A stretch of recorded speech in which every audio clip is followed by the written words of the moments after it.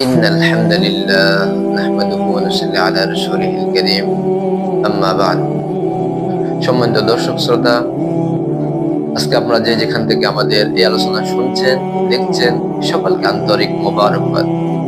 প্রিয় দর্শক, আলোচনা শুরু করার আগে বলবো, আপনারা যদি আমাদের চ্যানেল নতুন হয়ে থাকেন তাহলে সাবস্ক্রাইব করে পাশে থাকুন।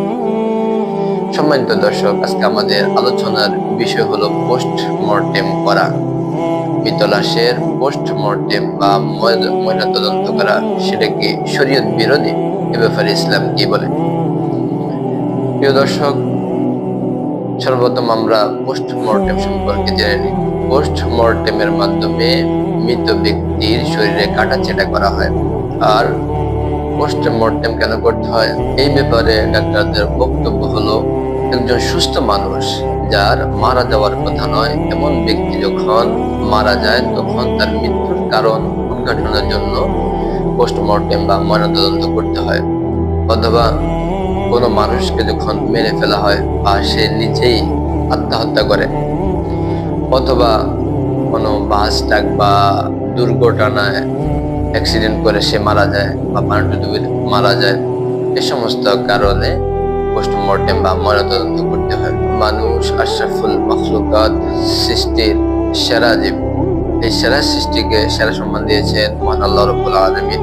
মানুষ জীবিত অবস্থায় যেমন সম্মানিত, তেমনি মৃত্যুর পরও সম্মানিত। ইসলামী শরীয়তে কোনো ব্যক্তি মৃত্যুবরণ করলে তার দাফনের আগ পর্যন্ত তার দৈহিক মর্যাদা সুনিশ্চিত করা জীবিতদের উপর কর্তব্য। হাদিসের মধ্যে রয়েছে সুনান আবি দাউদ হাদিস নম্বর 3207, আয়েশা সিদ্দিকা রাদিয়াল্লাহু তাআলা আনহা থেকে বর্ণিত, তিনি বলেন, রাসূলুল্লাহ সাল্লাল্লাহু আলাইহি ওয়াসাল্লাম বলেছেন, কাসরু আজমিল মাইয়িতি কাকাসরিহি হাইয়ান। মৃত ব্যক্তির হাড় ভাঙা তেমনই গুনাহ যেমন জীবিত ব্যক্তির হাড় ভাঙা গুনাহ। এই হাদিস থেকে বোঝা গেল মৃত্যুর পর মৃতের অসম্মান হয় এমন কোনো আচরণ করা যাবে না। এখন কোনো মানুষ যখন অ্যাক্সিডেন্ট করে মারা যায় বা রহস্যজনক মৃত্যু হয়, তখন তার মৃত্যুর কারণ শনাক্ত করার জন্য পোস্টমর্টেম বা ময়নাতদন্ত করার কি কোনো সুযোগ আছে? এতেও তো মৃতের অসম্মান হচ্ছে, আবার করতে হচ্ছে। তাহলে এখন আমাদের কি কর্তব্য? এই ব্যাপারে ফুকাহে কেরামের বক্তব্য হলো, অনেক সময় পোস্টমর্টেমের মাধ্যমে ডাক্তারি পরীক্ষা নিরীক্ষা শরীর প্রয়োজন ছাড়াই করা হয়। যদি শরীর প্রয়োজন ছাড়া করা হয় তাহলে সেটা নাজায়েজ। আর যদি শরীর প্রয়োজনে করতেই হয় তাহলে মৃতের সতরের প্রতি সজাগ দৃষ্টি রাখতে হবে এবং সম্মানের প্রতিও সজাগ দৃষ্টি রাখতে হবে। অনেক সময় বিশেষ কেসের কারণে, বড় মামলা মোকদ্দমার কারণে, অপরাধের ধরন, অপরাধী চিহ্নিত করার কারণে পোস্টমর্টেম বা ময়নাতদন্ত করতে হয়। তখন এমত অবস্থায় প্রয়োজন অনুযায়ী ময়নাতদন্ত করতে পারবে।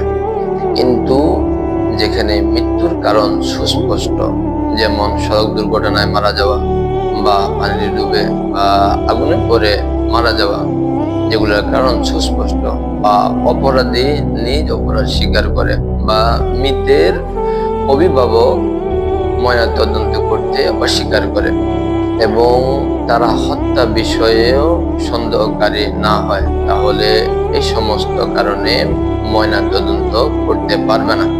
তবে শরীর প্রয়োজন ভেদে, যেমন কোনো নারী মারা গেল আর তার পেটের ভিতরে জীবিত বাচ্চা আছে, তাহলে সেই বাচ্চাকে বের করার জন্য ওই নারীর পেট কাটাছেঁড়া করতে পারবে। আর রুদ্দুল মুখতারের মধ্যে আরো এসেছে যে কোন ব্যক্তি যদি কারো থেকে কোনো অর্থ করে নিয়ে গিলে ফেলে, এমন অবস্থায় তার মৃত্যু হয়ে যায় এবং সে পাওনাদারের পাওনা পরিশোধ করার মতো কোনো অর্থ সম্পদ রেখে না যায়, এমন অবস্থায় তার পাওনাদারের পাওনা পরিশোধ করার জন্য তার পেট কাটাছেঁড়া করতে পারবে। অতএব এই সমস্ত শরীর প্রয়োজন ছাড়া যে সমস্ত মৃত্যুর কারণ সুস্পষ্ট, এই সমস্ত বিষয়ে শুধু শুধু ময়নাতদন্ত করা, সেটা নাজায়েজ, সম্পূর্ণ শরিয়াহ বিরোধী এবং গুনাহের কাজ।